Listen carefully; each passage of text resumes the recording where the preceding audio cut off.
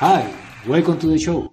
Today I brought four of the best presidents to tell us some of their speech.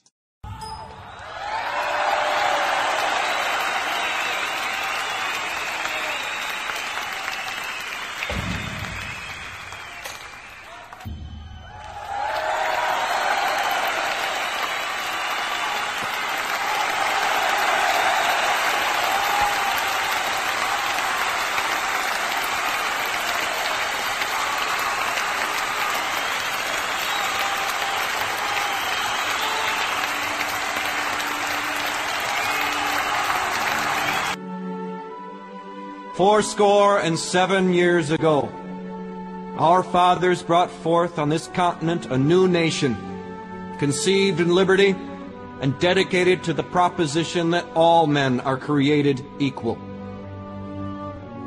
Now we are engaged in a great civil war, testing whether that nation, or any nation so conceived and so dedicated, can long endure.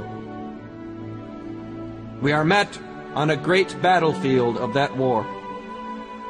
We have come to dedicate a portion of that field as a final resting place for those who here gave their lives that that nation might live. It is altogether fitting and proper that we should do this. But in a larger sense, we cannot dedicate, we cannot consecrate, we cannot hallow this ground. The brave men, living and dead, who struggled here, have consecrated it far above our poor power to add or detract. The world will little note nor long remember what we say here, but it can never forget what they did here. It is for us, the living, rather, to be dedicated here to the unfinished work which they who fought here have thus far so nobly advanced.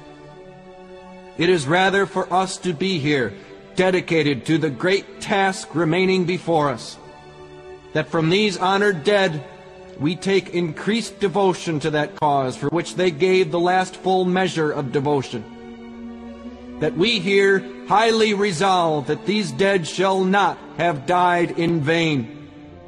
That this nation, under God, shall have a new birth of freedom, and that government of the people, by the people, for the people, shall not perish from the earth. The very word secrecy is repugnant in a free and open society, and we are, as a people, inherently and historically opposed to secret societies, to secret oaths, and to secret proceedings. We decided long ago that the dangers of excessive and unwarranted concealment of pertinent facts far outweighed the dangers which are cited to justify it.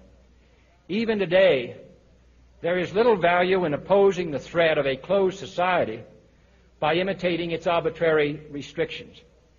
Even today, there is little value in ensuring the survival of our nation if our traditions do not survive with it. And there is very grave danger that an announced need for increased security will be seized upon by those anxious to expand its meaning.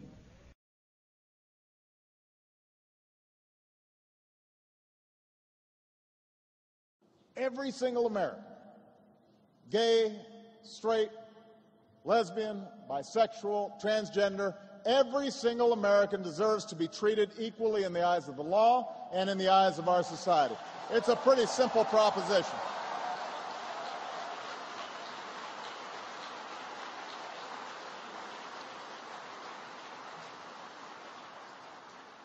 Now, I don't have to tell you that we have a ways to go in that struggle.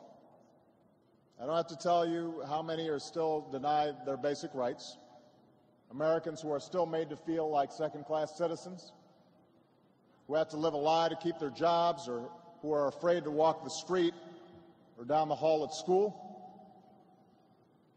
Many of you have devoted your lives to the cause of equality. So you know what we have to do. We've got more work ahead of us. But we can also be proud of the progress we've made these past 2.5 years. I vowed to keep up the fight against the so-called Defense of Marriage Act. There's a bill to repeal this discriminatory law in Congress, and I want to see that passed. But until we reach that day, my administration is no longer defending DOMA in the courts. I believe the law runs counter to the Constitution, and it's time for it to end once and for all. It should join Don't Ask, Don't Tell in the history books. We don't believe in a small America. We don't believe in the kind of smallness that says it's okay for a stage full of political leaders, one of whom could end up being the President of the United States, being silent when an American soldier is booed. We don't believe in that. We don't believe in standing silent when that happens. We don't believe in them being silent since. You want to be commander-in-chief? You can start by standing up for the men and women who wear the uniform of the United States, even when it's not politically convenient. So yes, we have more work to do.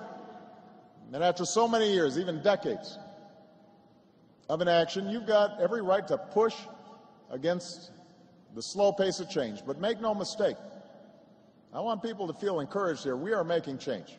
We're making real and lasting change. We can be proud of the progress we've already made. And I'm going to continue to fight alongside you. And I don't just mean in your role, by the way, as advocates for equality. You're also moms and dads who care about the schools your children go to. You're also students figuring out how to pay for college. You're also folks who are worried about the economy and whether or not your partner or husband or wife will be able to find a job. And you're Americans who want this country to succeed and prosper, and who are tired of the gridlock and the vicious partisanship and are sick of the Washington games. Those are your fights too, HRC. The slow, inexorable march towards a more perfect union. You are contributing to that story. And I'm confident we can continue to write another chapter together. Thank you very much, everybody. God bless you.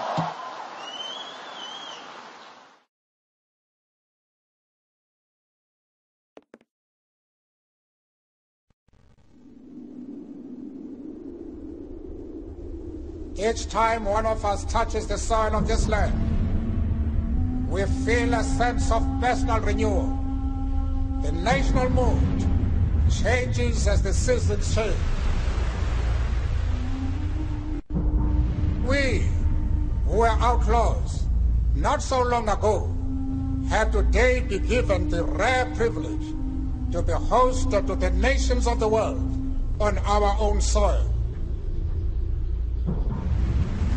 The time for the healing of the wounds has come. The moment to bridge the chasms that divide us has come.